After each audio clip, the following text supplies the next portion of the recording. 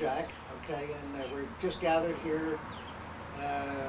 The date is February, or July the 8th, the year 2001, and we want to start off with a prayer before we talk about our family history. All right. So, in the name of the Father, and of the Son, and the Holy Spirit, amen. And we ask the Holy Spirit to inspire us, enlighten us, help us with our memories.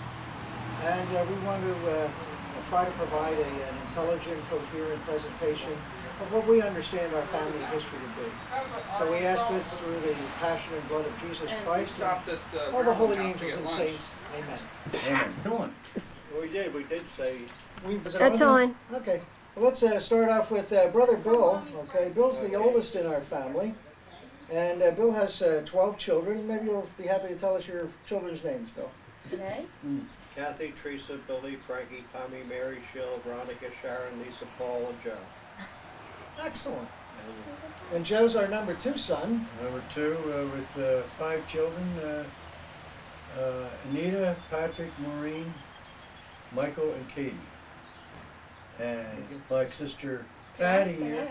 Oh, Well, I'm Jack, okay, John, and my good wife is Sally. And so we have Johnny, the oldest, Susan, and we have our Patrick, who's in heaven, and then we have Bernadette, who's age 18 and just coming out of high school. Okay, I'm his sister Pat, Patty. married to Joe Melizia. We have 2 children, Michelle and Joe. And they're Joe's in the 20s. Army, stationed down in Louisiana. Louisiana. And Michelle just got married last week. Excellent. Okay. Just got married last week. So we, A month ago. And of course, Well, you can You want to say get who semantic was about last it? year. She was Oh, married yeah, on May and- 26th, Jeez. 2001. well, Patty, why don't you come over here and sit in for your mother, okay, and you can tell us about your family. Oh boy. My mom was the 4th. Her name was Veronica Elizabeth. She's not with us today. She's in heaven with Patrick. One of 6 children that she had. The eldest being Mary, then Karen, then Michael, then George, then myself, and then I have a little brother, Billy. Who's not so little. He's not so little. He just turned 24 on Friday. Only still the baby of the Only family. 24. Now, since you speak so well, Patty, maybe you'll tell us about the other members of our family. So there's Bill, Joe, Eddie. Can you tell us who's in our Uncle Ed. Mhm. He's got 8 children, and the oldest being Josepha. She is also in heaven. Then there's Eddie Jr., Teresa, Ronnie, Billy. I think I messed it up. Yeah. No, Jimmy. Teresa, Ronnie, Jimmy, Johnny, and Billy, and Anne Marie. Good job. Excellent. Good job. They live in East Lansdowne. Yes. Okay. And next we have Brother Jim. Okay. Jim's John married. Our eternal bachelor. Yeah, he's forever single. Family bachelor. And then we have our sister Ann, right? Sister Ann, she's Okay. married to Ted Capaldi. They have 2 beautiful sons. Ted's the oldest, and John. And they're doing very well, and they live in Glen Mills? Glen Mills, Pennsylvania. Okay. So we're currently in Willistown, Pennsylvania. Delaware Newtown County. Square Post Office. And but Joe's going to tell us a little bit about the history of the Irish people, where they came from, and just a kind of an overview. So, Joe, you can tell us about the Scythians. Well, I'll preface this by saying this comes under the heading of the fabulous history of the Irish. Fabulous coming from the word fable. Much was remembered by oral tradition that the old Fili, I think they were called, the wise men, who always recorded ancestors. They had a high degree of culture, and that's it's always marked by ancestor worship or remembrance. So they always had the genealogies of the major families passed down, and writing wasn't introduced amongst them until the Ireland was Christianized in the 4th century by Patrick, and the people who were formerly Druids and writers then became scholars, and they wrote down all the oral tradition, and some of it was sugar-coated, which they naturally did, but like the particulars they always tried to adhere to. And according to them, the Irish originated in southern Russia, in the area called the Crimea, and they were a race of people known as the Scythians or Scythians. They were a powerful people, and they even went so far south as to conquer Jerusalem, and devastated it so badly that the Jews were easily led into the Babylonian captivity. They even had a town up near where Christ was from, which is Scythopolis, it was called, which is a Greek term, which is the city of the Scythes. And these people were powerful. They were very warlike. They had very intricate artwork, which has been discovered in this century. And the one thing they found is that it perfectly mirrored the art of the Irish, 1,000 years later. It was the same skill in metalwork. They had the recurved bow and arrow, which the Irish had, whereas the rest of Europe had the long bow. And it seemed that there was a son named Phineas Pharsis, and he was the second born, and he was not going to inherit the kingship, so he decided to go on expedition, and supposedly he went south to Egypt and hired out to the Pharaoh.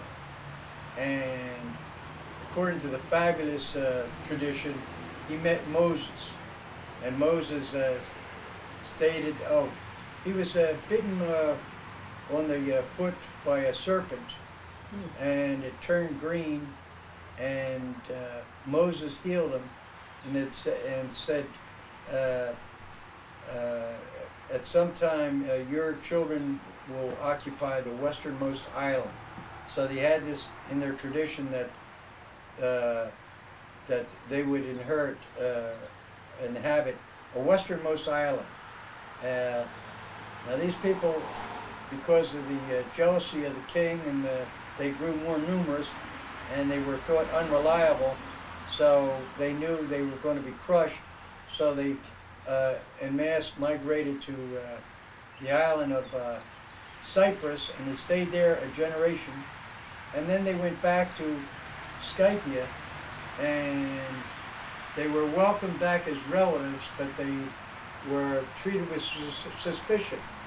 So then they realized that they better move again, so they sailed westward, and around the tip through the Pillars of Hercules, which is the Straits of Gibraltar, around to the western to northern Portugal, in a town near, in an area called Braganza, which is near Compostela in northern Spain.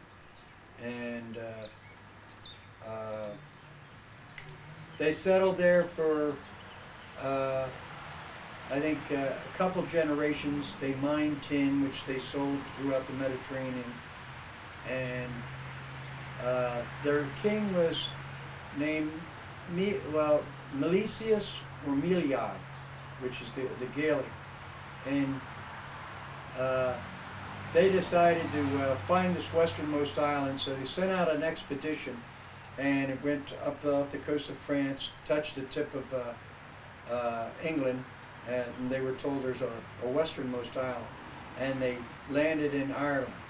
Well, they landed there, were well received, but the people of that time, who were the two of the Danans, or the children of the goddess Dana,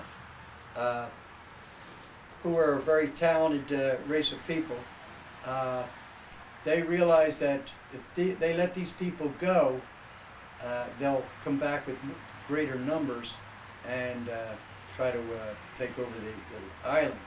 So thereupon they walked them back to the ships, and there they attempted to kill them all. But some escaped, and they went back to Spain, and they gathered their forces and all their numbers and their cattle, and they loaded up aboard ship. The best source for this, coming from the various sources of that time, is a book by Morgan Llewellyn. She's a Welsh woman, and she wrote a book called Bard, B-A-R-D, and it's about the travels of those people to conquer Ireland.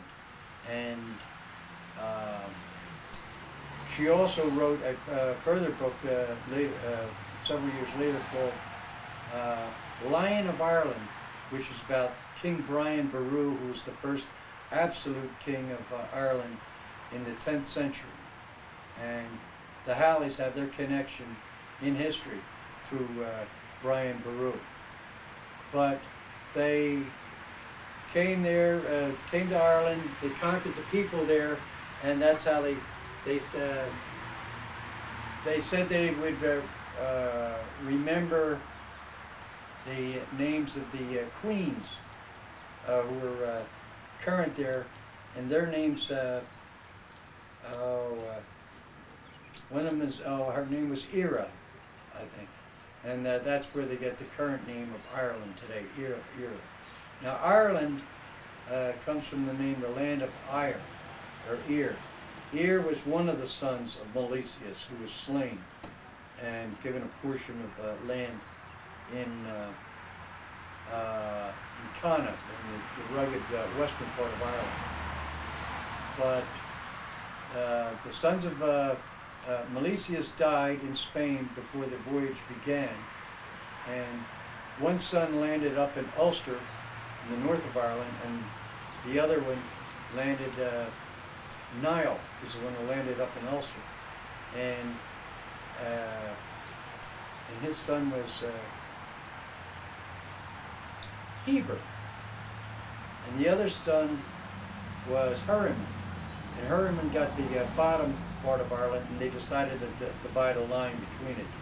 One had this part, and the other had the southern half. And the Halleys are descended from the southern half of the families, and it would seem that there's a lot written about life in Ireland before St. Patrick. It was very warlike. The main preoccupation was stealing cattle, which was a unit of currency.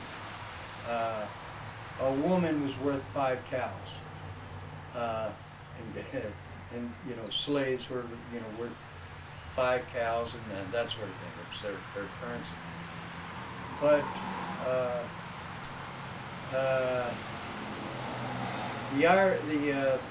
the Milesians intermarried with the locals, but they always maintained that only Milesians could be kings or chiefs of the tribes.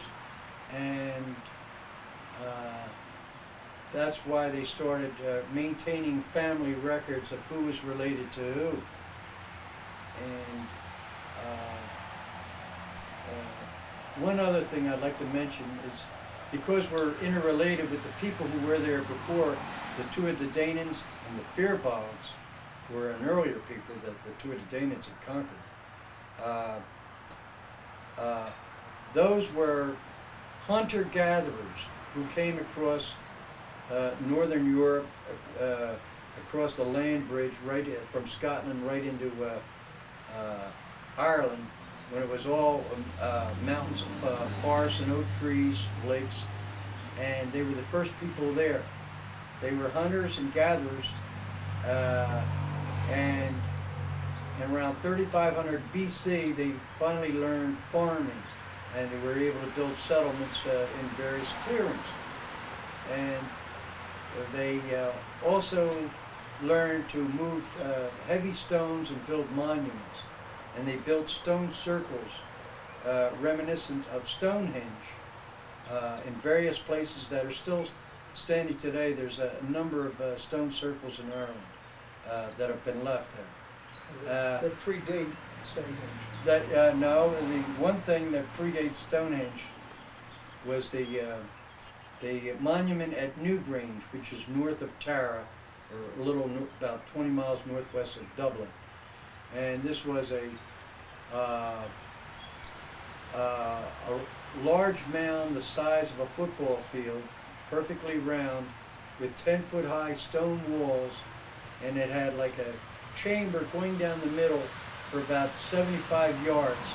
And in the end it had like a cruciform chamber, and each chamber was buried a king. And on the entrance they had a hole built above the entrance, and the people assumed that it was called the soul hole, where the souls of the kings would go out into the sky. And it was found later that it was actually an astrological observatory, that on December 21st at 10 of 9, every year the sun is at its southern lowest, and it shines a ray of sunlight all the way to the end of the cave, and it's described as sort of a yellowish light. And this was built in 3500 BC. This was 1,000 years before Stonehenge and 2,000 years before the birth of Moses. So, which marks them as one of the most ancient people with a record on the face of the earth. They're very old people. Now, their language today, it's not derived from the Romance languages or Latin. It comes from a Finnish group, which was at one time in the south of Russia, and those people went over into Finland, and there's something like 200 or 500 words that are similar to Irish words, so they know there's a direct connection. And some humorists suggest that before all the languages were garbled and broken down into different things, that Gaelic was actually the languages of Adam and Eve. So think about that. But meanwhile, But they, if I could add, I was reading recently, okay, about the Celts and the Gauls, okay. Gaul is another word for Celts. So France was called Gaul, and these people were called, the people from Gaul or Celts.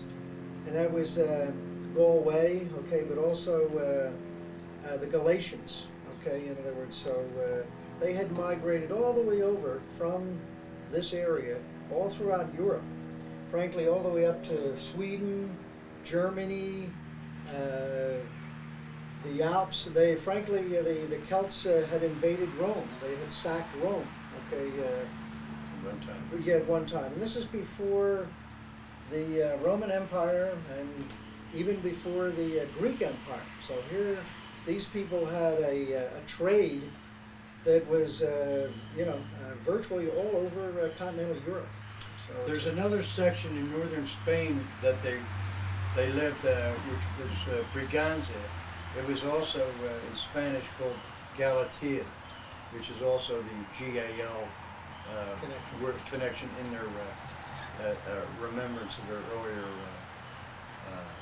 thing.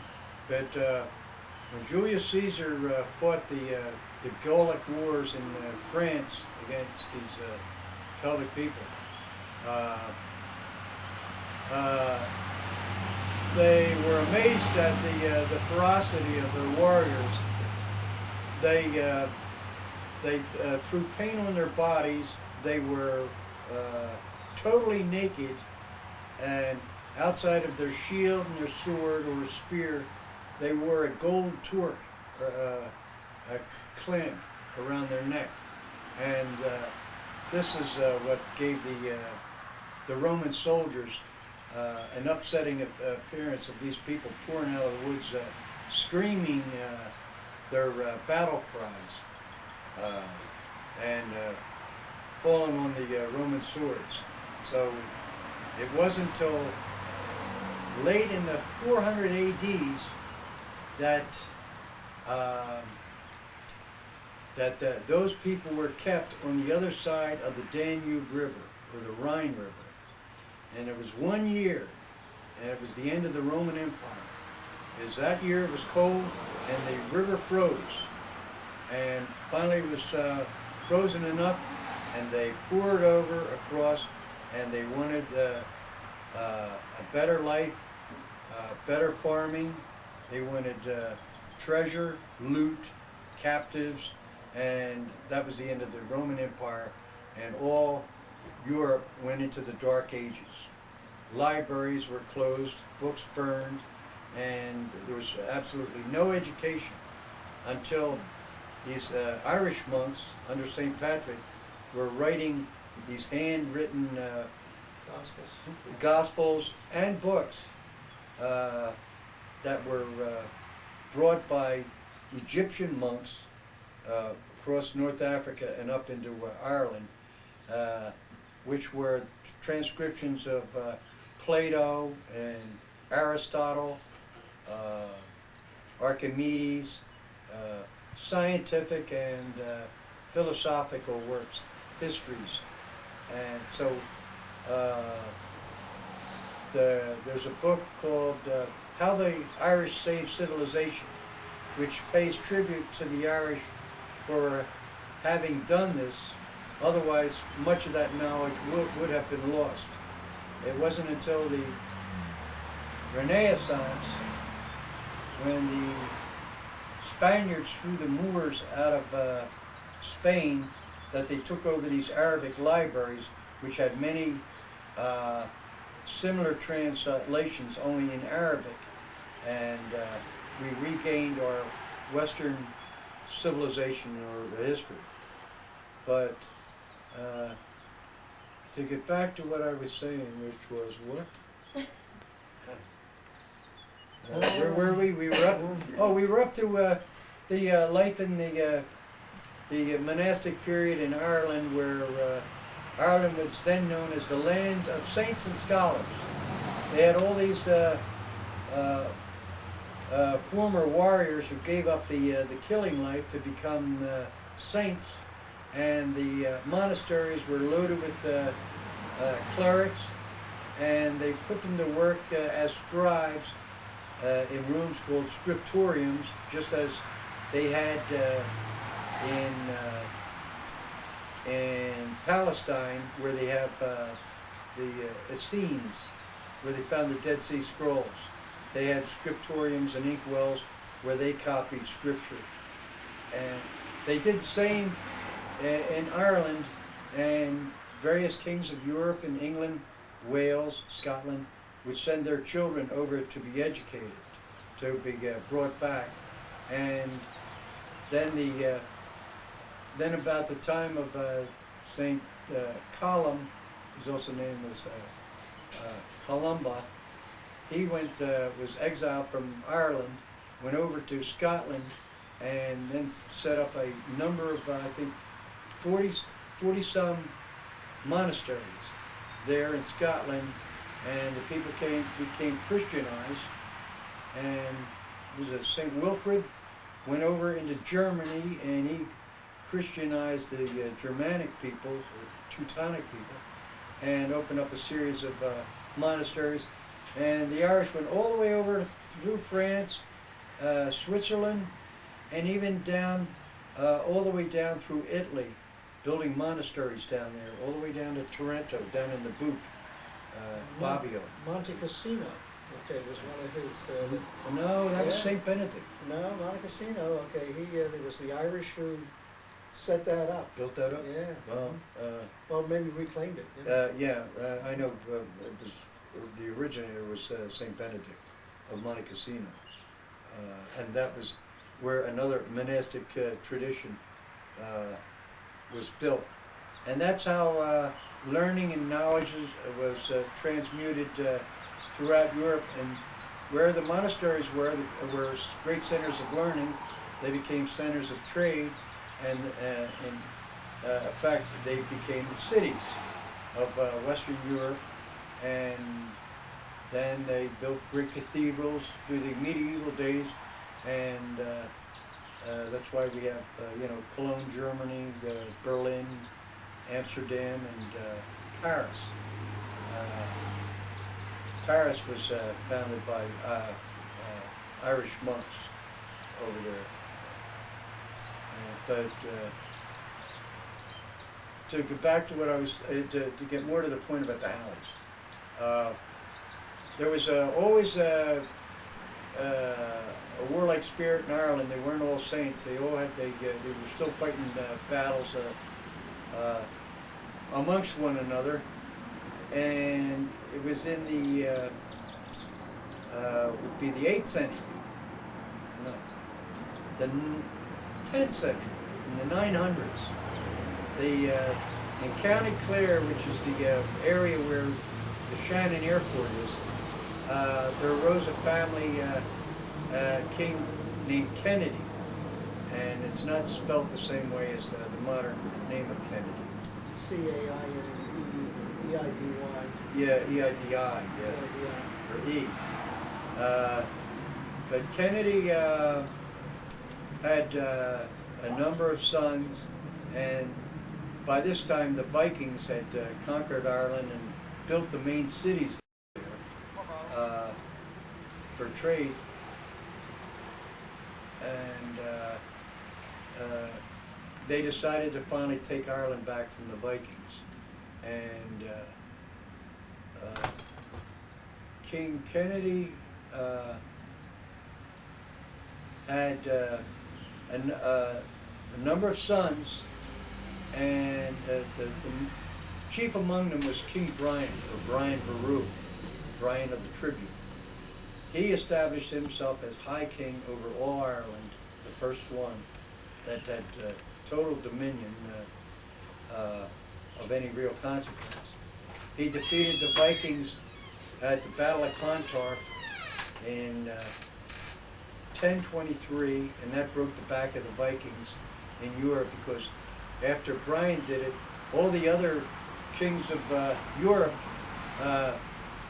realized that they could do as much, and they threw the Vikings out of the various parts of their country. But Brian is notable to us for the reason that he had an older brother whose name was Duncan. It was spelled D-O-N-C-H-U-A-N, in Gaelic. And Duncan was a very fine warrior, and it was only recently that, through reading some of the sagas and histories of the Callahan family, that I came across the name Duncan, son of Kennedy, who allied himself with the King Callahan, who at that time was a greater king than King Kennedy, and they fought the Vikings. And there were like poems written about him. His battles were chronicled, and if anyone wants to read these things of Duncan, you go to GeoCities, GeoCities, I think, / Kevin Callahan, CALLAHAN, rather than GHAN. And it's like 140 pages that you'll have to scroll through, but if you type in Duncan, it'll give you the pertinent areas where you can just read about him. Now he's of significance to the Halleys because years ago, when I was down in the Library of Congress, I was checking Burke's Peerage, which is the book the Brits use to denote royal families, and it stated that the name Halley, that we were descended from Duncan, the brother of Brian Boru. That the name Halley means, in some form or another, handsome warrior or beautiful heroine in the feminine form. So it was King Brian at that time decided there were too many names. He was having trouble isolating the different families and septs that belonged to different tribes. And he said, from now on, no more new names. Keep the same names of your most illustrious ancestor. And it would seem that this group of people in County Clare decided, who were like grandsons of Duncan, decided to take the name Halley. And another part of that same group took the name Gunning, or Conang, C-O-N-A-I-N-G, Conang. And that is degraded down through the years through English into Gunning or Gun, G-U-N-N. So those are the immediate parts of our family that we have any early records of. There are many things in Ireland that were named with the same Gaelic formula as Halley, which was Aille, A-I-L-L-E. There's a river north of where Ballyalia was, which is just north of Ennis in County Clare. There's a river, the Aille River, that flows out the little town of Doolin. It flows out and then disappears under some rocks and then comes up and comes out and all like that. These guys who love caving go down and swim along it. They're big on that stuff. But when the Reformation came and Cromwell invaded Ireland, the Halleys were dispersed all over. But it seemed most of them went to County Tipperary, where they had family and friends and connections, and they seemed like they lived mostly in the Clonmel area and Tipperary and next to that Waterford. And it would seem that since there's so many O'Briens and so many Kennedys, that the Halleys either weren't very prolific or they were all killed off in fighting. So I think I have a record that there's how many families are there in did I say in the world? But they're all they all originated with our group. They're all related. Edmund Halley, the English astronomer, I read down in Washington that he is from our sept of the family. That named the comet. His father was from Limerick, which is right next to the area that we come from, and went to England, and his son was a mathematician, and he started chasing, figuring out the orbits of comets. But as I said before, his main significance was that he was the only man who could put up with this drunken Isaac Newton, who was disliked by all his Confederates. So much so that Halley, from his own pocket, published the works of Isaac Newton, and from this effort we had at that period Newtonian physics, which advanced the cause of science and technology that we're indebted to this day. Otherwise, it might not be till the next century we get to the moon. So that was Halley's significance. What else? Can we have a break for 5 minutes there? Regroup? Yes, I think it's on. For whether you're Yeah. a priest. We're recording teacher, now. or resurrected. Oh. Yeah, that's right. Yes. All right. To begin again, we should address the Cromwellian plantations. At the time of Queen Elizabeth, when they started looting a whole forest of oaks and what have you to build ships and navies to sail against the Spaniards, the condition of the Irish grew worse, and they thought it couldn't get any worse until after Elizabeth died, and Oliver Cromwell, who was known as the Protector, decided to crush the Irish once and for all, and he went into Ireland and wasted towns. First he hit Dundalk, and then he hit Wexford, and they killed every man, woman, and child that they found. They believed they were sending them, the heathen, to hell. They were doing God's business. Now he was in conflict with the Church of England, which was the Anglican Church. His form of religion was more the Calvinist, Presbyterian denomination. Very strict interpretation of the Bible. So when he swept through southern Ireland, came right through where the Halleys lived, and many of them became dispossessed of their land, and they became tenant farmers on their own land. So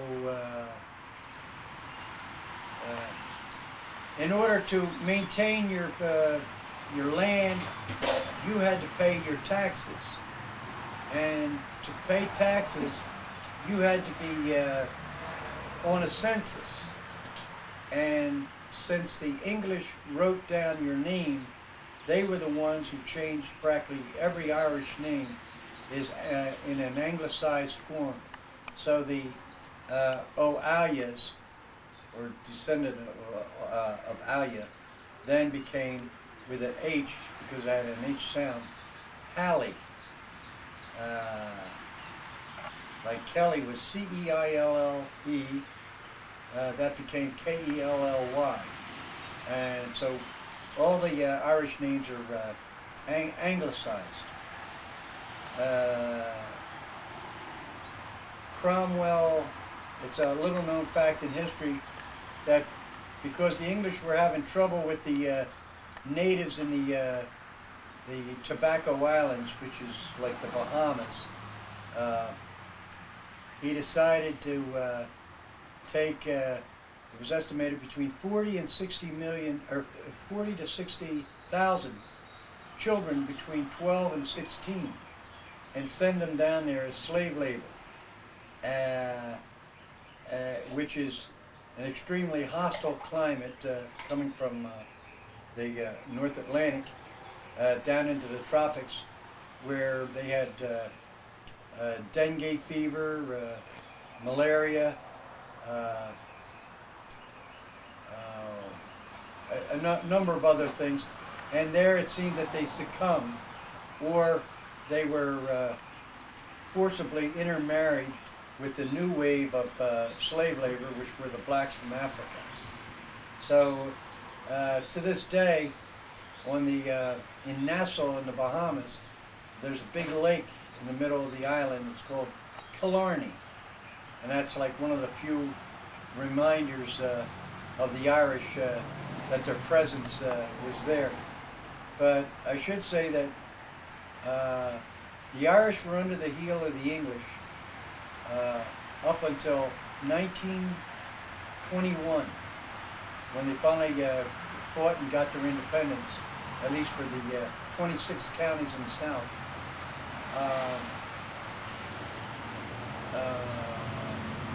It was 700 years of slavery. The black experience in this country at no time equaled the conditions that the Irish had to live under. For one thing, the black slave was worth like $2,000 and considered property, and every self-respecting plantation owner maintained his property and kept them healthy and fit, so they were fed. Maybe they weren't housed properly, but neither were the Irish in Ireland. So their condition was one of misery. The laws were written by the English that forbade them to speak their own native language, to sing their songs, or even to use the word Ireland as the name of their country. So in songs, they used euphemisms or pseudonyms like Kathleen Mavourneen,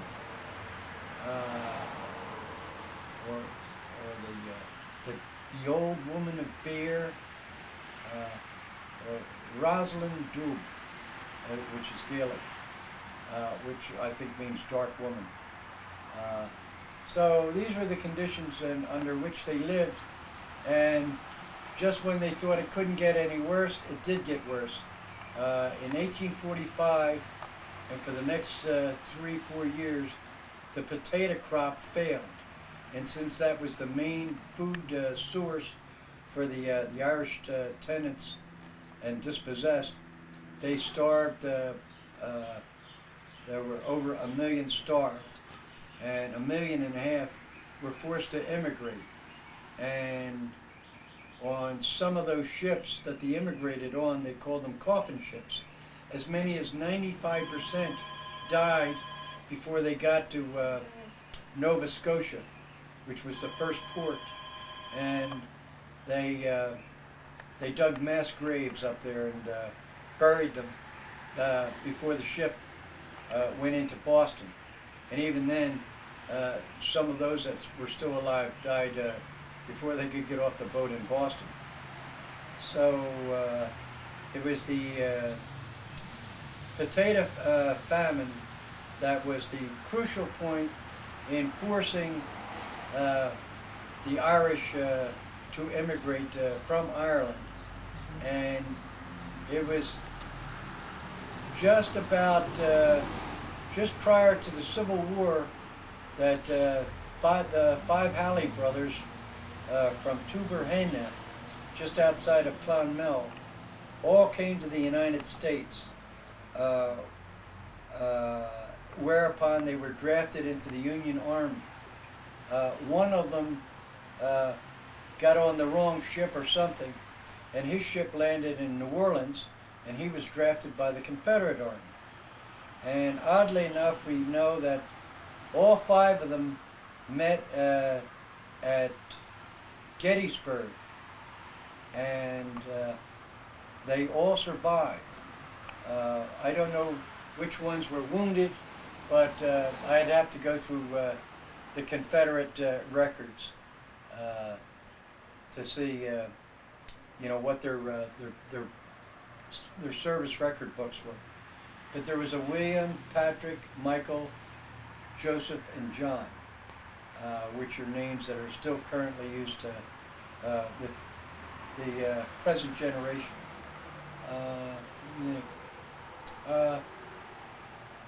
In Tell us about Captain Halley. well, yes. Well, there was one Captain John Halley, who was with the New York regiment, who on the second day of the battle was fighting in the peach orchard and the wheat field. And he was standing beside the General Daniel Sickles. And when Daniel had a cannonball blow his leg off, he caught General Sickles as he fell from his horse, and therefore he was mentioned in the dispatches. Now we know later he went to Washington and pressured Dan Sickles to get him a job with the government, and so therefore that faction of the Halley family wound up down in Washington, D.C. The others, the Halleys, some of them went up to New York State and established farms up in that area. So we know they're of those 5 brothers, like they were scattered. Now the one who went down to New Orleans or immigrated, his name was James Halley, and we understand that he went back to Ireland, and my grandmother would not say what exactly happened to him, only she lowered her voice and in a whisper she said, he died a horrible death. Whether he was run over by a beer wagon or shot by a British soldier or what have you. But meanwhile, back in Ballyluby, there was a, what was his name? John Aloysius is the father. John Aloysius Halley married a woman from Clonmel. No, from Cloheen, which is in the very bottom tip of Tipperary. The Knockmealdown Mountains. Yeah, the other side of the Knockmealdown Mountains. But he married her, and he had several children, and on her final child, she died in childbirth. Well, it would seem that his maternal aunt, his mother's sister, also had a child, and so the 2 of them were named James. So the Lonergan family took in James Halley with their son James Lonergan, and we assume, although he was born in Ballyluby, he was raised in Cloheen. And when they were 17 years of age, he probably received money from their uncle John Lonergan, who sent them money to come over to Philadelphia. And they both came over, and working various jobs, they soon had a bar or tap room somewhere around 40th or 42nd and Penns Grove in West Philadelphia, near the Philadelphia Zoo. That was the area they settled in. It was all Irish at that time. In the Fairmount Park, there'd be rides out to the Fairmount Park, and was it Captain Cusack? Okay, didn't he own the bar? And then the brother bought it off, the cousin James Lonergan bought it from him, and then he ran the bar. And he married a woman. Okay, he was only married for 6 months, and didn't he die in the steam heat? They have those steam boxes where you go in there and sweat in the athletic clubs. And didn't he die after just 6 months of being married? And then this woman inherited the bar. Okay, and James bought the bar. Well, James, no, he was never an owner. Okay, Grandpa Halley, okay, was never an owner, okay, of the bar, but he worked for him. Oh. He worked for the railroad for, 30 years, was it? Yes. But I know when he first came over as a boy, he came to Willistown, okay, right around this area. And my dad used to say that when he was drinking, Grandpa was drinking, they used to, as a tradition, all the workers at that time would stop by the local bar and they'd get a pint of beer on the way home. There go the expression, watch your P's and Q's for pints and quarts. You know, make sure you get a full pint, a full quart. Watch your P's and Q's. But he would pick it up, and then maybe if we drank a little too much, he would kid about this Quaker who he had worked for as a young lad in Willistown Township. They were building a brick building. So it could have been Sugartown, okay, which has some brick buildings, but there's a number of brick buildings around. Brick or stone? No, I was working in brick. Brick. But at any rate, it was pouring rain, one of those summer rains, and the Quaker had no problem telling Grandpop to keep loading up the brick for the bricklayers. You see, and he says, "Oh, it won't fall." Seamus, he Yes. says, Loading the scaffold. loading the scaffolding up, but sure enough, it did fall. And Grandpop came down, and but he used to laugh about that. You know, the Quaker saying that you know, it won't fall, Seamus, keep loading it up. So here we're back in Willistown, okay, where Grandpop had worked anyhow. But meanwhile, Pop got a job on the Pennsylvania Railroad, and he worked there a number of years. It was a transfer point where the trains from the west would pull into Philadelphia around 38th and Lancaster, and they would break the freight cars down and offload the stuff that was going to Baltimore and Washington, D.C. and south. And he worked there a number of years, and he said, it was said that he wasn't the strongest man, but he could outlift the strongest man.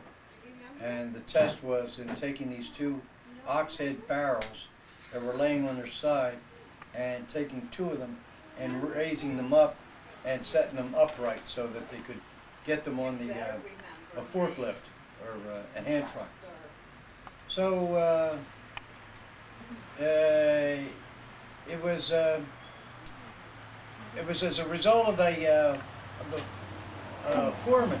Yeah, just switch it off, the button. Say go. Go. All right.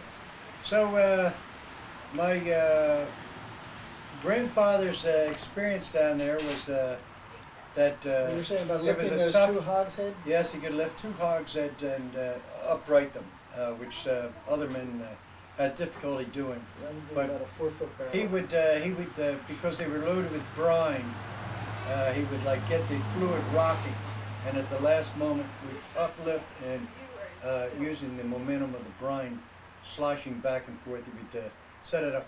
But it was a difficult feat in its own right. But it seems that one day the foreman beat up one of the workers, and my grandfather opened his mouth and said, "Why don't you try somebody your own size," or words to that effect. Whereupon he fought this guy and beat him and left him laying down. And as he walked away, the man picked up a brick and either threw it or hit him in the back of the head. And he sustained a serious injury. And it, They believe that to be the cause of the death. yeah, A blood clot a number of years later. yeah, well, I think it was within 5 years he suffered a blood clot and died from that. But his last years he had, a lot of difficulty. He was, unemployed. So that was poor Pop's life. But he married a woman from Moorestown, New Jersey, and her name was Maggie James. And James is a Welsh name. They were farmers there for over 100 years. But from Ireland. She says they were from Ireland. They were from Ireland? James' family was from Ireland, yeah. They're Welsh. And easily enough, there were a lot of Welshes in Ireland. But he married her, and her brother married Pop's sister, And Anne, or Anna. So, so we had Frank and Ann and no, it was Ed and Ed and Ed and So it was they had Ed two James children, Michael and Anna and Hallie? Pardon? Ed James and Anna Halley. Yeah. And Maggie James and James Halley. So brother, sister, married brother, sister. Yeah. And Because they, Ann came over on a holiday. yeah, they moved up to present-day Skillman, New Jersey. So that part of the family is moved up there. They had a big dairy farm up there, doing quite well, I imagine. But what else can we say about Pop? Did Grandpa go by Oh, Seamus or Pop's- James? Pop's father, Came over for a visit. yes, John Halley, came over to America to visit his children, and he was staying in Jersey with his daughter Ann. And when they said they wanted him to stay there, he said he wanted to go back to Ireland. And the only quote that we have of the man is that he said, "These Jersey sands won't clean my bones." And whereupon he eventually did go back to Ireland and died over there. And we assume that he was buried somewhere in Tipperary near Ballyluby, in one of two churchyards over there. Whether I the had- records are there, we've yet to determine. Yeah. Well, Joe and I both visited Ballyluby. Brother Ed was over there as well. So Ballyluby would be a small town. There's a stream running through there. Grandpop Halley, John, okay, had this beautiful house. Okay, it was small by American standards, but it was one of the first houses that had slate roof. And he lived there, lived out his whole life. It's just about a block from the church, a block or two from the church, and there was a pub in town, and he had did the paving around the pub. So John Aloysius, the great-grandfather, if you will, he was a bridge builder, and ultimately he became what they call the keystone setter. So he was the one who would set the final stone in the bridge to, that it would be freestanding. They'd take away the supports. So he traveled all over Ireland doing the canals and the railroads, in his own time. All right, There were some brothers and sisters over yeah, there well, too. we know that Pop Halley was born in 1865. Right, His father was John Aloysius right. Halley, who had to be at least 25. Mhm. So that puts that back at date. And then his father was, I didn't know his father. I kind of think his name was John. Michael. Or Michael. But we can at least date the Halleys in Ireland back to 1800, 1820, somewhere in that period. Which is as far back as most families of whatever country you're from can usually date, because records weren't kept or were destroyed at those times. Let's talk about Grandpop's sister. You had a sister who married an English guy? Or no, one of his Well, children. no, there was my Uncle Ed in 1938 decided to go visit the sister of Pop's who lived in Ireland. And she lived in a town called Portumna, right along the Shannon River on the north side of Tipperary. And here she married a British soldier who was stationed around the Tipperary barracks in Tipperary town. No, And- that one moved out. One went out to Australia, Right. and then there was a solicitor who came back to That's Portumna. why. No, but we don't know why. Well, But I'm we saying, never heard. We never who was- heard from that woman who went up. There must have been two sisters. yes, One went to her. One went to and we Australia Never and- heard from again. and one remained in Ireland Right. and one who went- married the British soldier. No, the British soldier went to. My understanding was they went to Australia. No, Oh, do you think the British soldier bought a bar? with this woman. Okay. And then how about the one who owned the bar in New York City? Is that the same one? No, I didn't know it was one. Well, maybe that's the same one. There was Well, a bar in New York City too. The one in Portumna came to this country and asked Anne Halley and James Halley, our grandfather, for money for them to buy a farm in upstate New York.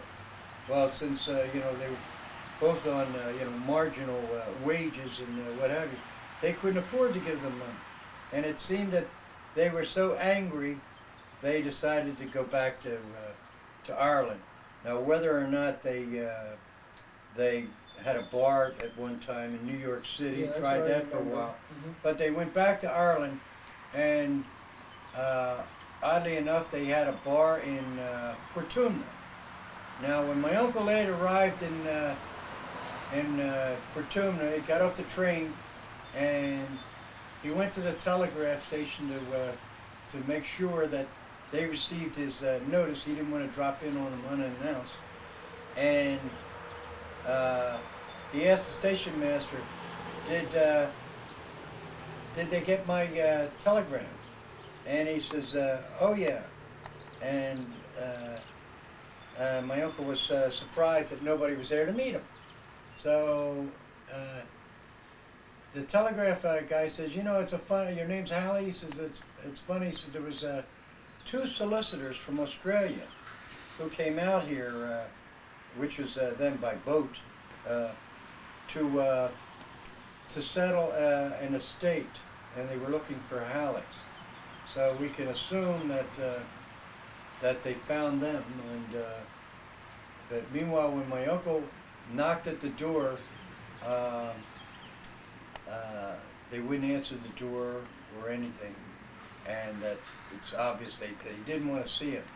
So the assumption we got was that maybe, perhaps, there was money found in gold in Australia, was sent over to the immediate family, and they kept it all. You know. We don't know for sure. We don't know for sure, Yeah, but but I- that's a good excuse as any. I know another story though. Okay, I know that some young people had come over to visit from Ireland, and I know that I think they thought that the young people over here would have something to do with them. But I know Uncle Jim and Uncle Ed, okay, they were too busy, okay, to make time for these visitors from Ireland. So there may have been some hard feelings, okay, when they came over here to visit, and the young people didn't have anything to do with them because Uncle Jim was busy playing semi-professional ball. Okay, he was what position did Uncle Jim play? Ball? Do you remember? Second base. Huh? I thought it was third base. Third base? Second, third base. Yeah. Well, he was Okay. good enough to have been picked up by the St. Louis Cardinals, and he was on base, and somebody slid into the base and slid with the spikes high, and they caught him on the knees and knocked his knee out, and that was the end of his Professional. his professional baseball career. He never had time to even go to the camp. So he was quite an athlete, and he was a Pennsylvania Railroad engineer for 45 years. When he left, he was the last guy, you know, they call it the last mile. He was the oldest engineer on the Was railroad. he the oldest, Uncle Jim the oldest in the family? No, Uncle Jack was. What was the line with the age of each one? Hmm. You know, It couldn't have been that, you know, that big a gap, 2 or 3 years. Yeah, it was Uncle John, Uncle Jack, yeah. and then Uncle Jim, Uncle Ed, and then Dad. Sure. William. So William. Dad was born in '06. Uncle, I know, yeah, I think Uncle Jack was born in like '98. And Uncle Jim was born in like '04. Okay, and Uncle Jim must have been like, Uncle Ed might have been '04, and then somebody around the turn of the century. So about 2 years apart, I think. Now, one of the nice things about Grandpop Halley, okay, as a railroadman, I know Ed, his son, okay, had said that he used to run home from the transfer station, okay, when the kids were sick to make sure that the kids were going to be okay. So, and to see if his wife needed anything, any medicine, or how the kids were doing. So he was very concerned about his children. Uncle Ed said him and grandmother were very romantic. Okay, and he also said that Grandpa Pally used to pray on his knees, okay, every night, and he would be saying, the Angelus, okay, the prayer. So, to the Blessed Mother. So apparently he was a good living, and Grandma was a good woman. Grandma Hallie was a good woman, and that she had her post marked. Okay, their property, their house went up to the railroad track. So during the difficult times during the Depression, okay, the different people who'd be riding the rail, the knights of the road, okay, would stop by, get a sandwich or soup or something. Okay, The hobos. The hobos. Yeah, it's a road. So, so apparently she was generous in her own way too. So you're saying Grandma would feed these people Yeah. whenever they came through the back gate? And they marked the Yeah, post. they'd go up alleys, knock at your door, your back door. And, There was a signal there, though. There was some kind of an indication. They would mark it themselves, maybe with chalk or coal or something, so the hobos would know, oh, here's a post that's marked. yeah, Okay. they got a free meal there. So there was a generous donor in Yeah, their home. yeah. And Grandma did that. Yeah, and that was a tradition that was all over the country, wherever the hobos, who were the dispossessed and the unemployed, would go. And what else about the family? Well, we went over to visit the Jameses, I guess about 10, 15 years ago. We did go over there with Dad, Grandpa Pally, Dad, our father.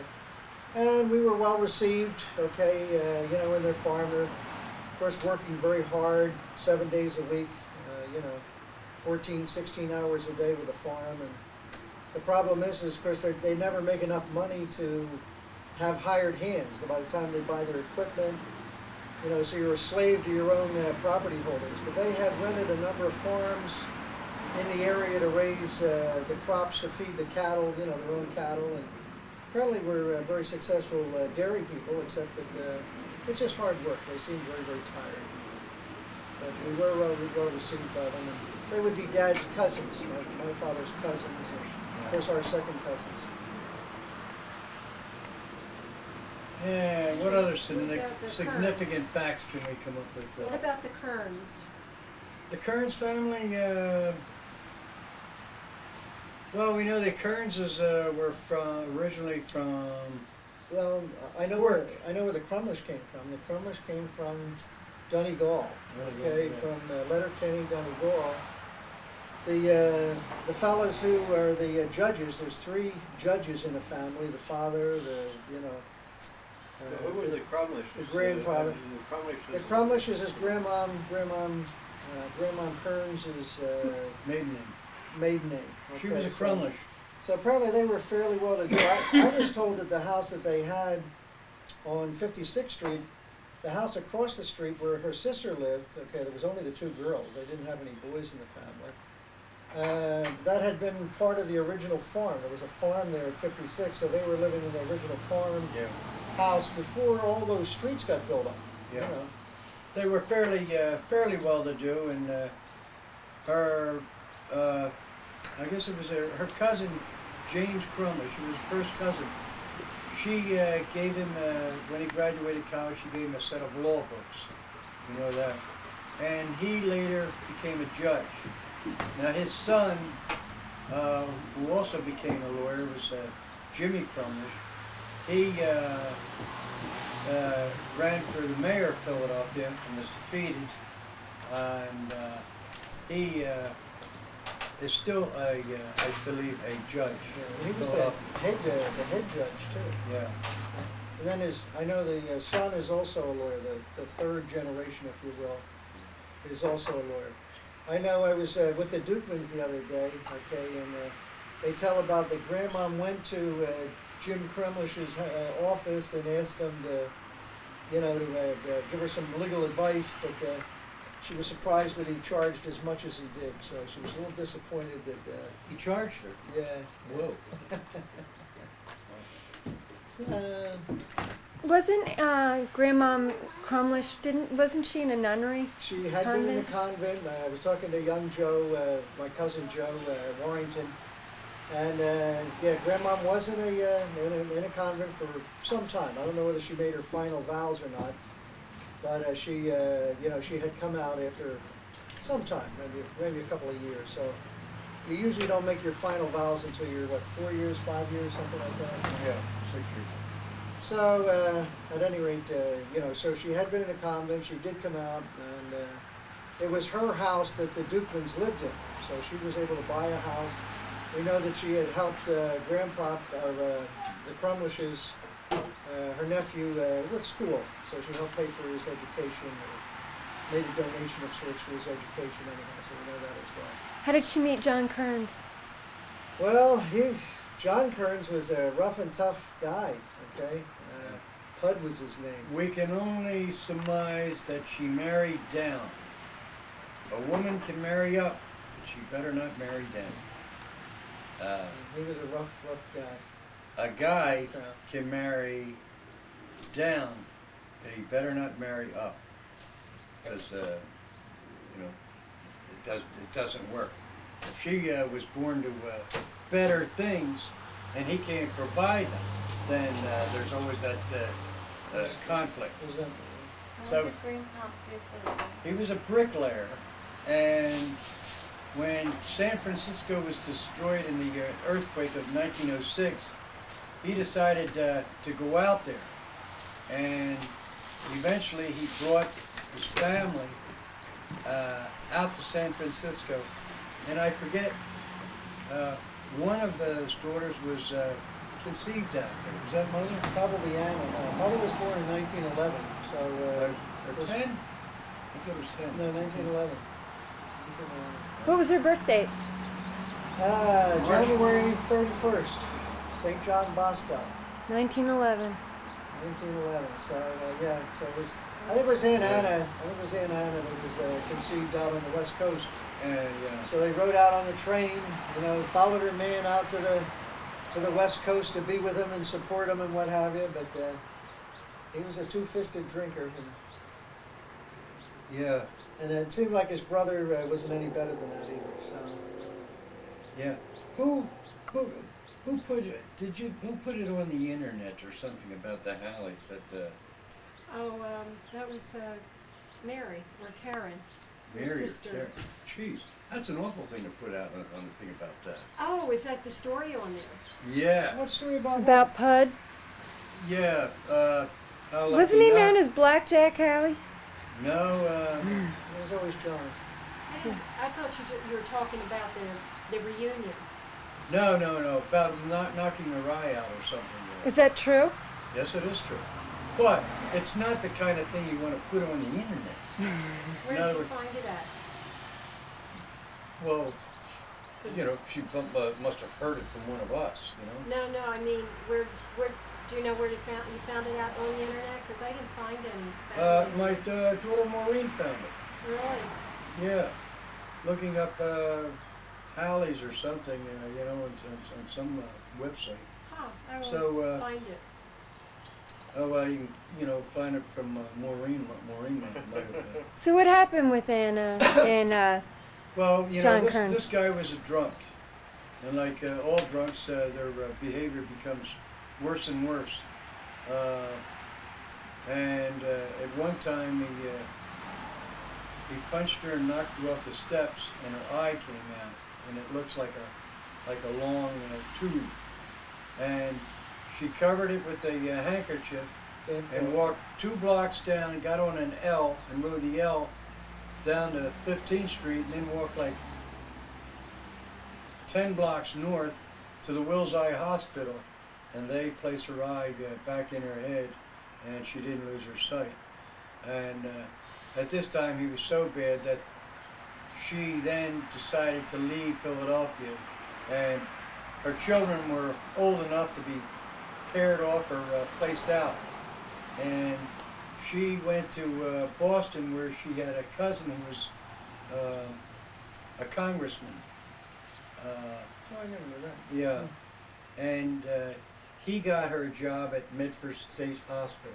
Because she was a nurse, right? Well, she worked in nursing, although she wasn't there. I don't know if she finished her nursing. But like, The battery's going dead on the several of her, Don't worry, it'll block several out. of her grandchildren got in nursing because of probably her example. But she stayed up there with her oldest daughter, who married a French Canadian, and that was Helen. That was the Lushers. There were 15 of them. Could you name It was a the children master she had in birth order? Who Grandma. grandparents? She first there was Helen, then there was Anna, And it was Marie.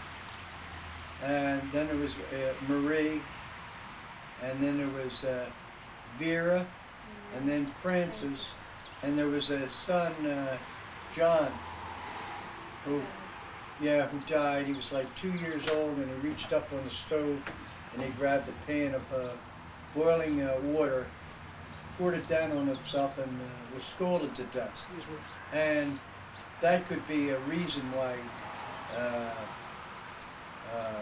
Bud Kearns drank, but it's an excuse, not a reason.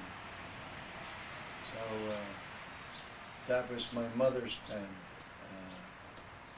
They were extremely religious by the standards of their day, and very much so by the standards of our day. They would take 2 trolley cars and a subway to go to this Shrine of the Miraculous Medal up in Germantown. Every Monday for years they went, summer, winter. And their Your mother had to go from Newtown Square to all the way into the city on a trolley. that was even longer when she moved to Newtown Square. Yeah. Her mother went to those same novenas there. Yeah. Immaculate Conception. She had to go- she had to go 10 miles. miles, yeah, she had to go 69th 10 and Market, miles. and then she would take a bus from 69th and Market to Germantown. Mhm. It was really difficult, but she made it. But Aunt Anna and Aunt Frances were, regardless, they were there every Monday. Yeah. Every Monday. I heard Aunt Anna she went to Mass every day. She was great. Mhm. She walked over to church every day. Sometimes she stayed for 2 Masses. If there was a funeral, they would stay for the funeral. Yeah. That was they said that about Felt very Grandma comfortable there. Kearns. She never missed a funeral. You know, like. And she was I mean, advanced in age. some people could say, geez, how morbid could you get? But like on a spiritual level, she was there to pray for their souls. She thought every little bit helps. But that's the kind of people they were. Extremely devout. How did my grandmother, your mother and father meet? It's a good question. All right, Bill, how did they meet? You were the first one. Well, I know something. Probably at a picnic. The picnics were really popular in them days where Church picnic? there was such camaraderie with the people and love amongst the people, the friends and everything else like that. When you see a picture back in the old days, everybody's hugging each other. They got their arms around them or something. They don't just stand straight to take a picture, but they're very touchy and It seems affectionate. that neighborhoods were so vast, and the Irish stayed with the Irish, and the Germans stayed with the Germans. So you really got to know your community of your nationalities. I would say Yeah. that of all the people Dad knew and Mother knew, they knew them from grammar school, from the beginning. Yeah. And so it could have been someone that Dad had known from a very young age. But there were, but they weren't limited. Like there was Italians that took mother in when she was orphaned. How old was she? 12? No, she was older than 14? that. 14, I think. I think she was Yeah. 14. But she went to work at 12 at that the plush mill factory on Parkside Avenue, What's the 52nd and plush mill? Parkside. It made all those little plush things like seat covers in cars. You know, like those little fibers that was injected into the cloth. you could run your hand down and back, you know. And Yeah, carpet. they even had like little balls of plush hanging around the inside of cars. You know, and that was what a plush mill made. And those were long, brutal days. Back in those days, they were like, 12-hour days, 6 days a week. 12 years old. She was 10 when she went there? No, she was 12 when she went there.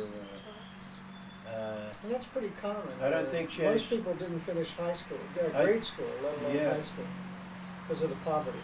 Yeah. I think she only went to the 6th grade. That's what I Dad remember. quit school in the 8th grade. He said, I wasn't born to push a pencil. And here he wound up his life as a bookmaker, pushing a pencil every day, writing down the race results. You know? But, From my understanding, my mom said they got married when they were young, and his mother, Grandpa's mother, found out and said, "Go home to your wife." Is that true? yeah, that's true. Well, but they lived there, okay? I mean, they actually lived with grandmother for a whole year, okay? Mhm. So, but I think there was hard feelings with regards to, getting married without the knowledge. So I think it was probably a justice of the peace wedding. It sounded like they got married. They had an apartment, and it was by way of the grapevine. Okay, one of the brothers found out that Dad was married. My father was married, and so he told his mother, and it was his. It was at his dinner mother. time. Yeah, Dad showed up at dinner time every day like he was normal. And Grandmom said, "William, is it true you're married?" You know, and he said, "Yes." And she said, "Don't even bother touching." She was born in 1911. She was probably married in 1930. 31. And Or Billy was 30. born in Yeah. 1931. Well, it could have been her son. 31 because he's December 30th of that year. So Yeah. So, we'll say that mother was 19 when she got married. could have been 20 because realistically, hers is January 31st. So I mean, she Jack, could have been 21. but- Let somebody do the math. You know. Hey, when was Grandpa born? What month? What day? Grandpa was was born September 9th, September 11th. 9/11, 1906. 1906. And he died when he was what? 79? Around that. He died in 1981, right? It was just before Halloween, 3 days before the 28th, October 28th. And the year escapes me. I didn't remember that. It's 1981. Because we decided I was to go out 11. for Halloween. Remember you and I talked about this, and he said, "You let your kids go out for Halloween?" Oh yeah, Dad would like us to. He would prefer that we go out on Halloween. We Did you sent, remember that? no, we sent our kids out. The kids, yeah, right. We weren't kids. We were debating whether it was a good idea to let your kids go out on Halloween because your grandfather just died. Right. We thought it was still okay.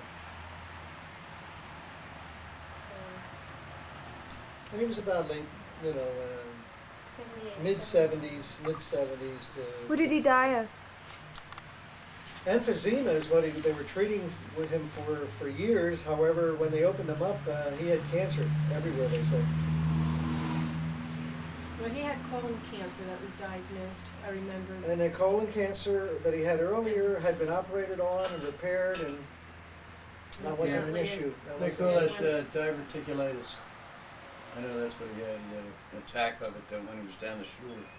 They Yeah, I took him to remember that. Shore Memorial and they brought him back up here and he had the operation. They resection the bowel, they cut out the bad part, resection it. Mm-hmm. So was that cancer or was it just diverticulitis? No, diverticulitis. Is just the closing of the bowel. Yeah, yeah, Or a blockage in the bowel, so he Yeah. had to get the blockage removed. yeah.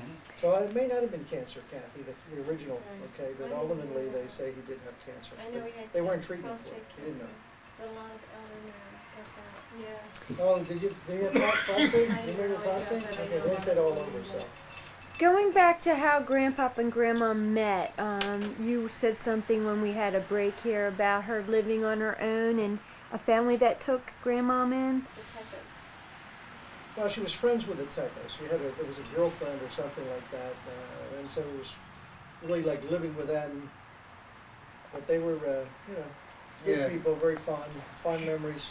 She probably paid board, which was standard in those days. Or slept on the couch. Yeah, or you know, whatever Whatever arrangement. arrangements And they at that had. time, it double helps up. every Those, little bit those helps. days were tough days. Yeah, It was the Depression, right? but like later when Mary Teco married Louis Ventura, her husband was out of work, and she was the one who got her husband a job working with my father, and that's how Louis got into bookmaking. And he had several years of prosperity till the bottom dropped out. My mother and dad lived in Philadelphia until 1945. When you were born. Her dad built and moved into a house in Willistown. And About a quarter mile from here. about a quarter of a mile from here. And Dad owned that house until 1961, and then he sold it and moved back to Philadelphia. Yeah. And bought another house in Upper Darby, and that was Got a his huge family, reunion. got his family back together again. Yeah. It was And a that's- huge reunion in 1963. Yeah, that's pretty impressive, okay, to comment on Grandpa. Because realistically, he sold the house, moved into an apartment.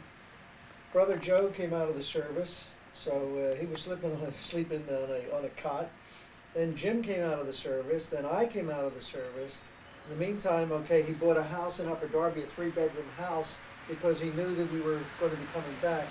Also, I know that he had made a promise to you, right? That when The you day after I graduated high school, at that time I was living with Ann and Shirley Sarah Milch. From the day my mother died, things became very difficult. So Ann Sarah Milch, who's my godmother, took me and kept me for 5 years. And the day after I graduated, I became a homemaker in this house in Upper Darby. And I took care of my big brother Joe, That's right. That's and right. my big brother Jack, and my big brother Jim.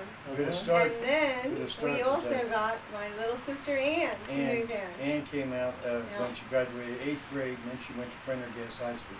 in Upper in Darby. Upper Darby. Thanks to Bill, because Bill allowed it. Bill, So, Where she met her Yeah. current husband. yes, she did. Of how many years? Of 25 years she's married? She's married 30. 30. Oh wow. She's married 30 years.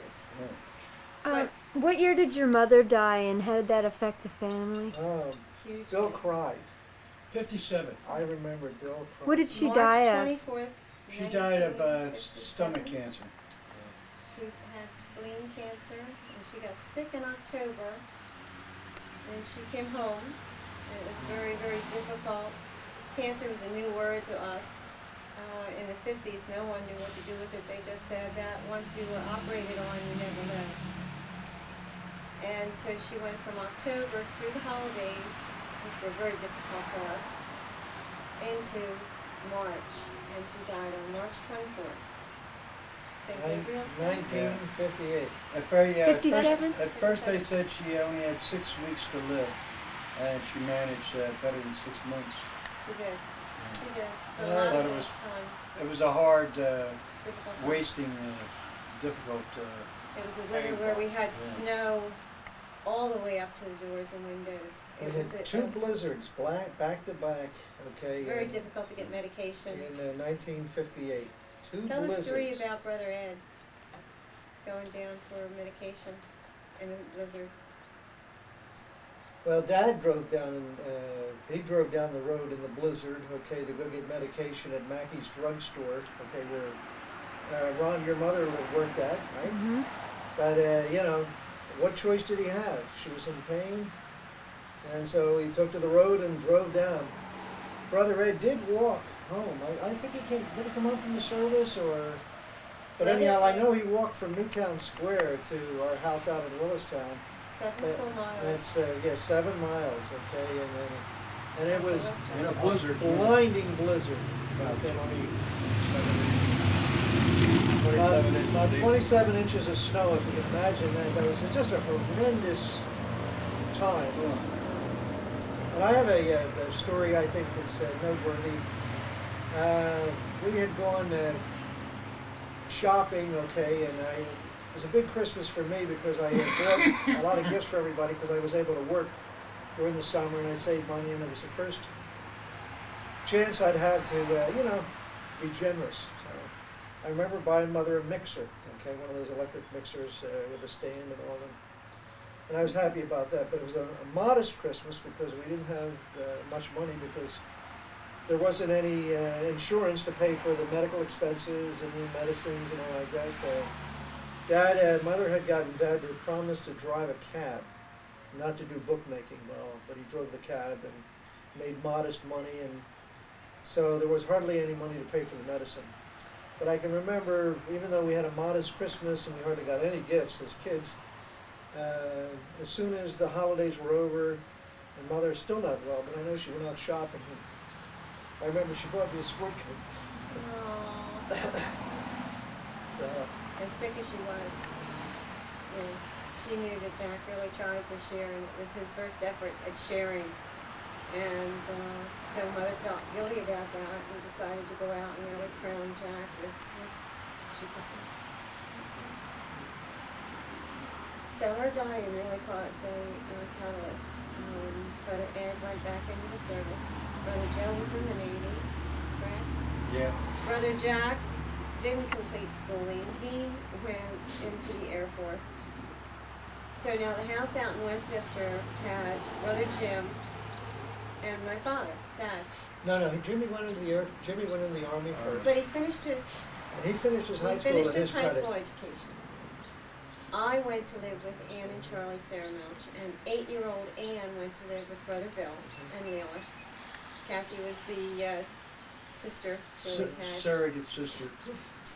And so, talk about breaking up a household, the mother is the heart. And once the heart leaves, so many stones fall over each You other. don't realize all the grief, that people have to work through. Today we would speak of grief, but the children went through grief. Dad, my father went through grief, losing his the love of his life. So it was a very, very difficult time for everybody. Okay, maybe the test of a family is that you somehow survive, and you carry on. And I have a theory that Mother went on to pray for the rest of us. We certainly were young people and not without our imperfections, and maybe Mother went on to heaven to pray for the rest of us. And certainly March 25th, which is the Annunciation and the Incarnation, it's a double feast. We have every good reason to believe after her suffering and her sacrifices over a lifetime that that she was taken to heaven, and celebrated that, but then in a position to pray for us as children. And somehow we all survived. Bill raising 12 children, okay, and 3 miscarriages, right, Bill? Yeah. And Joe with your 5 kids, Joe. Yeah. And you got through the service. Eddie with his 8 children, and Pat, you got what? 2. And me. Ann's got 2. How many grandchildren were there? Like 49? 48? 48 grandchildren, Mm-hmm.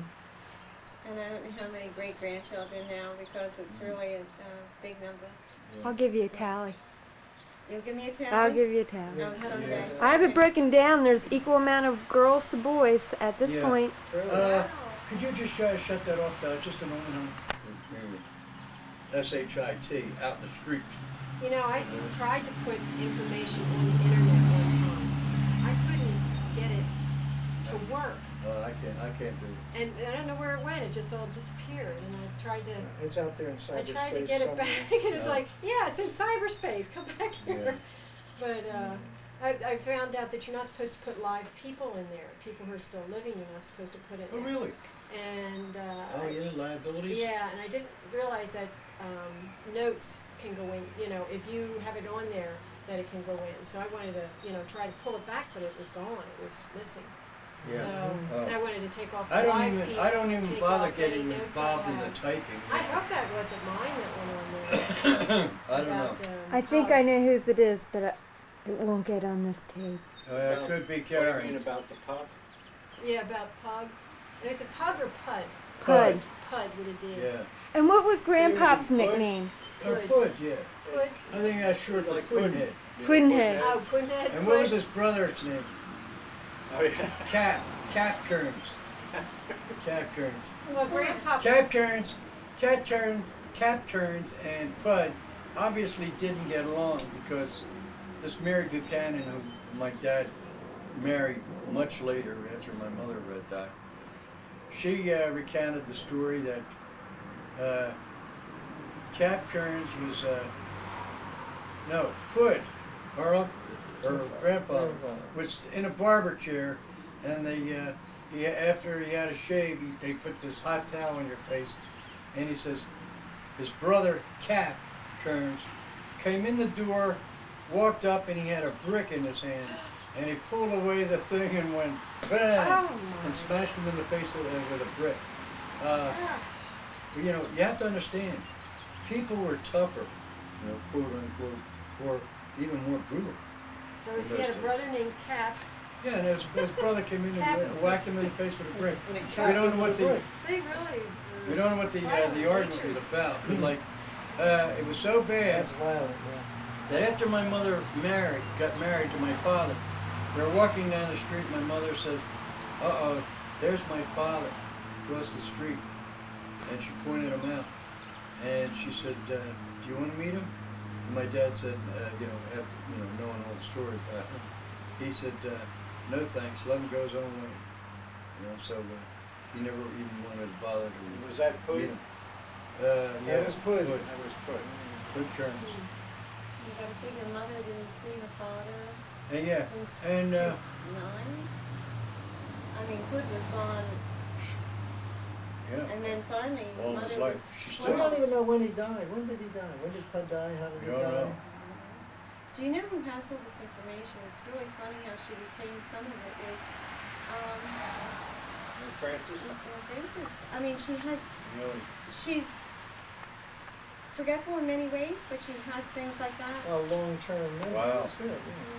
Yeah. Well, Of course, Well, they're out she in California. didn't talk too Yeah, she much. lives in, I thought they lived in New Jersey. You know, she didn't.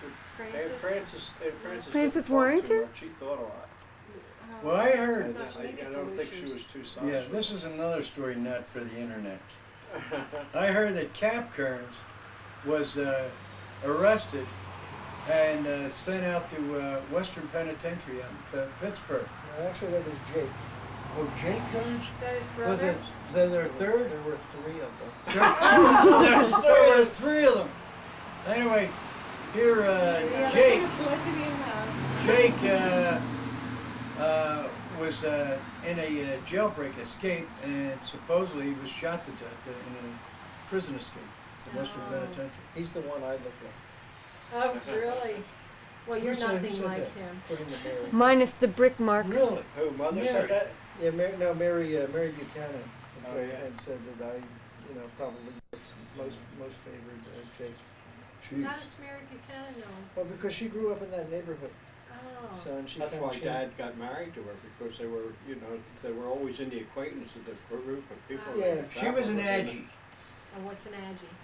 There Yeah, was that's a there was a gang of Oh. Aggies, and the most famous was Matt. Aggie, who's her brother. He was a heavyweight boxer. He fought all the way up to Babe Sharkey, a guy named Babe Sharkey, who was later defeated by Jack Dempsey. So like, as fighters, this guy went as far as he could until he got punch drunk and ruined. They pushed him too Yeah, fast. that's right, he was punched. That was another story. So that's Mary Buchanan's maiden And name Matt is and, Aggie. and It Matt was Aggie. Aggie. Yeah, she was an Aggie. And Matt Aggie is Uncle Ed's godfather. Godfather Matt Aggie. But like, what was that story? That's brother. Mary Buchanan Brother was one of the Ed, right? prettiest girls on the street. And, Not as pretty as Grandma, of course. well, in her own way. But like, Mary Aggie had a lot of pizzazz, but that's about all she had. She had nothing upstairs. Nobody was home. Wow. That's according to Dad. Mary Buchanan was the prettiest girl, and you know, as a gang here, and you can ask her, and she'll tell you. She is. No. It was universally I known. know, but she was also one who would upstage her own daughter and say, "People say I look like my daughter," you know. And, Oh, yeah. and Dolly, You look like sisters. Dolly said to him at one time, she says, "Do you think I like to hear that? You know, that I look like a 60-year-old woman." Mm-hmm. Yeah. Well, like beautiful women tend to be vain, and because they get attention without really deserving it, they usually don't develop their minds, and hence they tend to be a little stupid. You know, not very bright. You know that's almost an axiom, a rule in life. That you see it over and over. But Anyway, Dad was married to Mary for 17 years. yeah, How did he meet her? He met her in the Carried neighborhood? For 17 years. yeah. That was a long time to carry her, and I mean And carry he, her. and he didn't, you know, he said that he because if he left her, that she would probably have a heart attack and die. So for that reason, he stayed with him. So, And she's even though it wasn't gone now, pleasant. right? Huh? She died, when did she die? 17 years, well, about half a dozen years after Dad died. So. Yeah. Yeah, she was the sick one all the time. She lived a lot longer than Daddy did. Yeah. Yeah. And yeah, we got along fine. Okay, you know, I mean, Oh, well, yeah, They the came out here kids fine. we were like reserved with them, you know, like, We oh, hi, were- Mary, you know, we were, you know, pleasant because it was expected of us, but like, Yeah. You gotta remember, none of us too. were overly affectionate about Mary. She was not very lovable. She was too Yeah, I selfish. felt to be like lovable. gagging every time I saw her. If we did anything to offend her, Daddy had the final payment. Oh, So we yeah. never wanted to cause Dad any Yeah. discomfort. Because, yeah, of course. So we would be, hi, how you doing? But Yeah. in reality, she was very low in our esteem. Yeah. She wasn't our kind of people. She Yeah. might have been from the old neighborhood, but that was it. Grandpa had a nickname. He was called, Shorty, and why was that? because he actually played in a, he was the pickup guy in a floating crap game. So he was the young kid, and this one have a bad, that one have a bad, and he'd go around pick up the money to make sure the money got picked up. So he would have been younger and less in stature than the other mature adults at that time, and so they called him Shorty. Daddy called Reds too. Yeah, at one time he was called Reg. Yeah. How would they call him Rex? He had reddish hair. Well, they call him Whitey because he was a whitehead. He was a towhead when he was born. Oh, really? He was what head? Towhead. He was blonde. A man of many names. Yeah. Back then they had nicknames for everybody. Well, yeah. though. Not I red mean, hair, you were- though. Not Yeah. red hair, I don't. I never. I had heard- red hair. In the summertime, my brown hair turned red. Yes, you did. And different guys would say, "Hey, Red," and I'd like, "Who are they talking Yeah. It's only summer. Yeah. Only lasted that long. Now, Oh, how did he yeah, get I- involved in all the different gambling type things? How did he get involved? Well, By gambling doing was, when they called him Shorty because he was in with gambling right then. He was that little and that small, and he was handling people's money, Yeah. giving He it was to the honest. guys. So he just gravitated to it until he was a milkman, and an Shoe iceman, salesman. and a Was he a shoe laundryman. salesman? When was he a shoe salesman? And I he don't drove know. the We had all horse. the shoe Oh no, measures. he bought Horse that. He bought out and some wagon. shop. He bought out And some then, store. you that know, went out of I asked business. him one time when I was going to Malvern Prep, they asked me, "What does your father do?" I said, "My dad's a bookmaker." So they kind of looked funny. I never thought anything like it, you know. Finally, they told my father that what he was, you know, and Dad came to me and he says, "What did you tell him I was a bookmaker for?" He says, "Well, that's your job, aren't you, Dad?" You know, you didn't. But he also wanted to. But it's go very tavern legal in when Ireland. You were in. It's not illegal in Ireland to be a bookmaker. bookmaker. oh yeah, So Why would you say that when he owned the tavern and when you were in Melbourne? Why Are did you I say saying, what? Are you saying that you said he was a bookmaker when you were in grammar school or when you No, were in in high Malvern school? Prep. But he had the tavern then. He had the what? You know, Over the- our tavern. Yeah, he had the tap room too. I don't know whether he had Bill, it or he Bill wasn't. didn't think things through. When they asked me, and I was in the same grade, I says, "He was a salesman." yeah. Now, And this- Dad used to say, "If anybody asks, tell them I'm a turf accountant." In Yeah. Ireland, a Oh, turf that's accountant right, he is did say that. an honorable profession. You know, in this country it was illegal. That's because the state couldn't touch it. Control it. Can I tell the story about when Dad was in prison? And yeah. Well, my dad was booking horses, and they one time they caught him, and he had a whole pile of papers that they took, all these bets and all like that. And he saw us committeeman, and the guy says, "I'll take care of it." And when he went to court, it was thrown out. The case was thrown out for lack of evidence. And here they had like a whole stack of paper with the bets that the cops grabbed off the table. And then another time, they broke in, and Dad was able to burn all the papers in an ashtray, setting a fire because he had a barricade on the door. And the guy says, "Don't bother looking around for anything. This guy's a pro." And Dad took that as a compliment. And they found a little corner piece of paper with just the beginning of a writing like Delaware Park or something. And they held him for court. Well, the day Dad went to court, there were two other bookmakers to go to court too. And the judge in the case met with told the lawyer, like, "Meet me up behind the elevator on the 6th floor of City Hall in Philadelphia." And the judge came out of his chamber and he said, "Look, there's a big cleanup drive in Philadelphia to clean up vice and bookmaking and what have you." He said, "I can let two of you go, but one of you has to take a fall." And he says, "How do you want to do this?" So they said, "Well, let's flip floor." So here they were gambling with a judge. And they flipped and the coins hit, and my dad was odd man out. So here he went to jail on a little tiny piece of paper, because it was a cut and dry thing.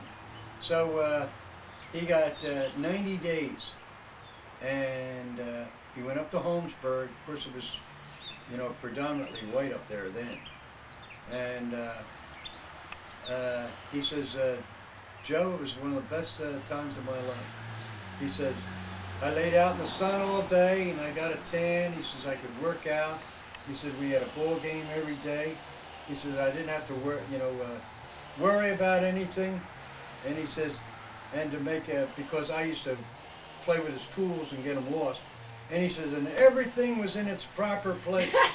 And I said, "Well, Dad, what the hell else could you expect when all you had was a toothbrush?" Remember that? He got real mad. And anyway, here, the second day when he was out of quarantine, he was walking across the prison yard and like checking the place out. And he hears this guy holler, "Hey, Shorty!" And he says, "Who's that?" And he walks over, and here it's another bookmaker. And the guy says, "What are you in here for?" He says, "Probably the same thing you're here for." And he says, "Yeah." He says, "Well," he says, "are you in luck?" He says, "I'm getting out Friday." He says, "You can take over my book here." Oh, no. So they had a bookmaking operation right there in prison, and everything was done by cigarettes or cartons. And my mother would go, on Saturday, visiting day, with a shopping bag of cigarettes. And she'd walk in, and she would meet different wives there. Like, they'd say, "Look for the woman in the shopping bag." And she would give this one a carton. My father would call her on the phone saying, "Write this down. This one gets, 10 packs of cigarettes. This one gets a carton." Oh, God. And so that's how, Oh, Vera. yeah, that's how Oh it no, went. she was a bag lady. Bag lady, yeah. Oh, Vera. So, yeah, that was my dad's prison experience. But he did come home with a great checkerboard Oh, yeah. and chessboard. It was all inlaid. Is that where it came And then, from? and Yeah. mother, Did and you mother. make that? No, somebody made it, but he paid for it.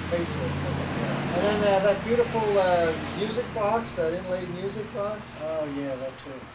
that came from his 90-day vacation. Mm-hmm. They were treasured possessions. But just a little bit about That's Dad how is little we had.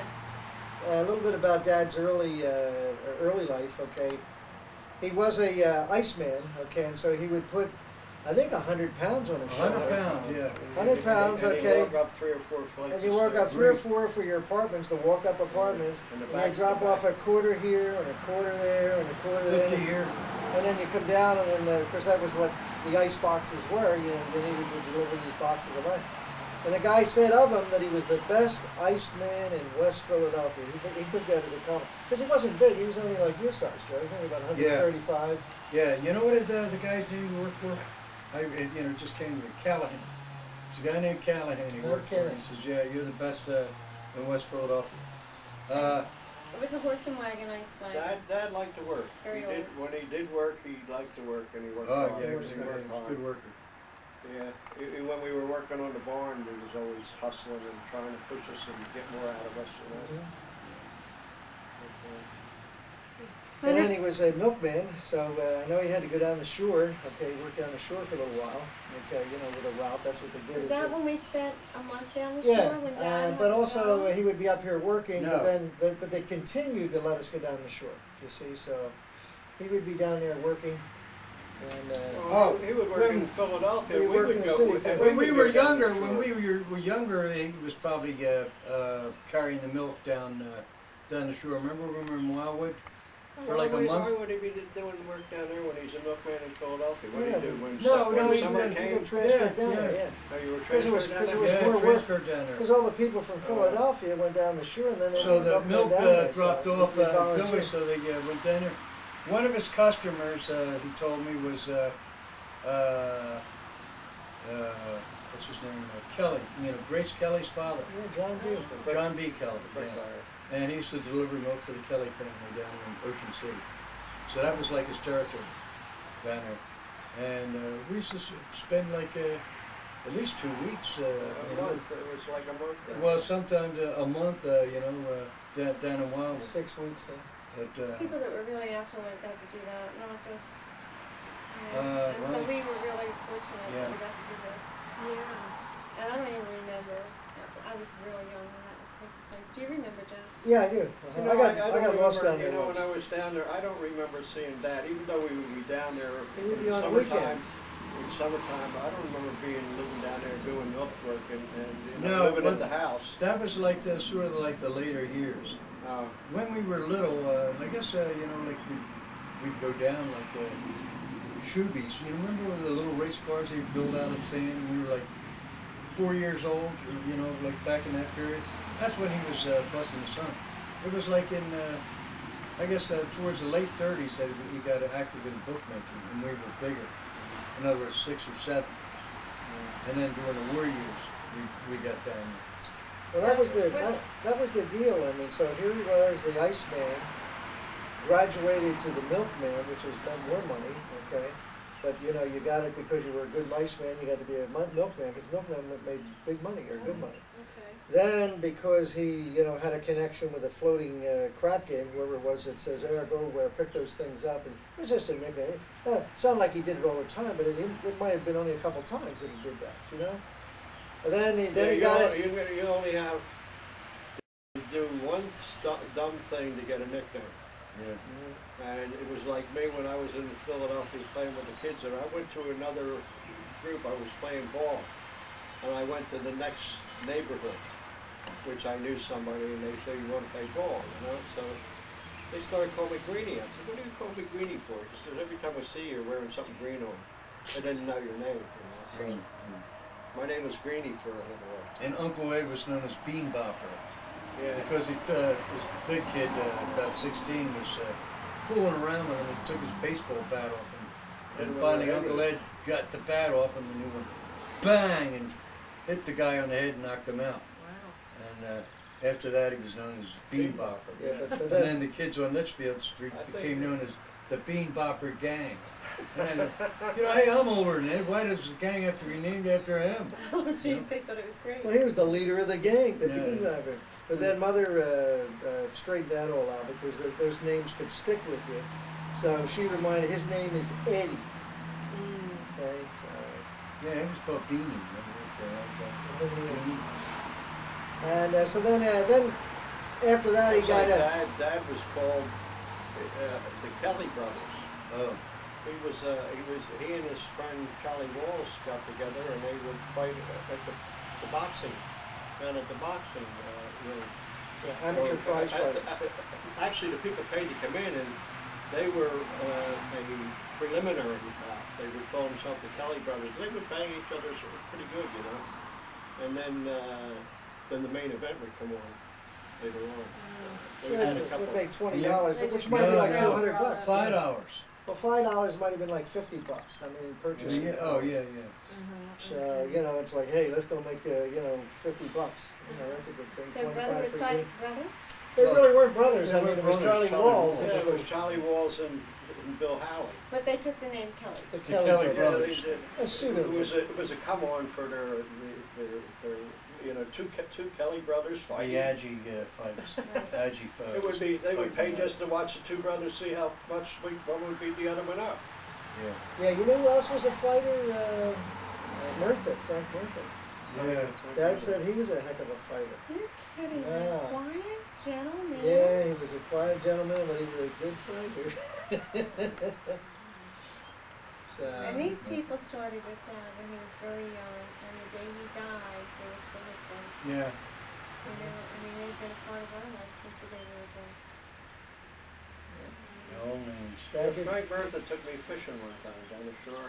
Dad let him, and Yeah. I caught a big fish down there, won the pot. Oh, yeah. I didn't give him the money. He paid for my way off. you didn't split the pot with him? I think I was about 14. I stayed overnight with him, and we went crabbing.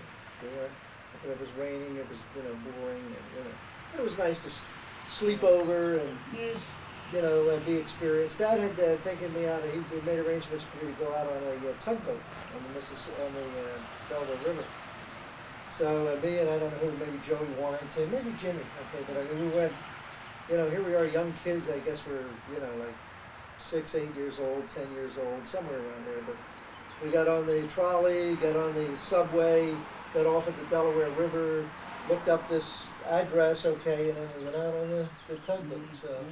But I mean, just for kids to be allowed at that age to be independent, Yeah. and so that was I a nice remember. trip. I remember one night it was real foggy, and I think it was during the war. My dad, because he had so many children there, they wouldn't draft him or anything. He took a job as a fireman on the railroad,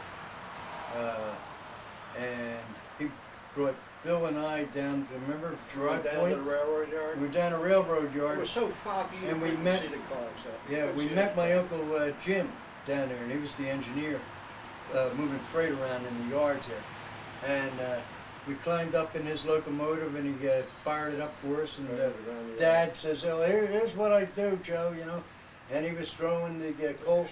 He says, "You got to hit that bottom, step on the firebox door to open it, and you got to bounce that shovel on the door, so you're throwing a spray out, so you're making it nice and even, a coal bed." And then we were able to grab the big lever and pull it down, and like the train would